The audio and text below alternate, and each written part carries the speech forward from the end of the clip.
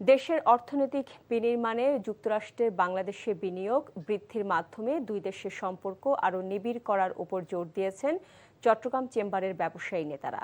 দুপুরে চট্টগ্রামে যুক্তরাষ্ট্রের একটি বাণিজ্যিক প্রতিনিধি দলের সাথে মতবিনিময় সভায় এসব কথা বলেন চট্টগ্রামের ব্যবসায়ীরা।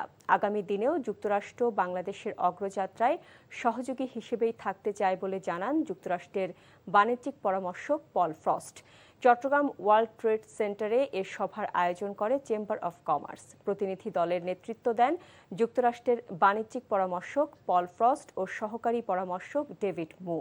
বাংলাদেশের ব্যবসায়ী নেতৃবৃন্দের সাথে মতবিনিময় সভায় চট্টগ্রাম চেম্বার সভাপতি আমিরুল হক, ব্যবসায়ী SM আবু তৈয়ব, সালমান ইস্পাহানি।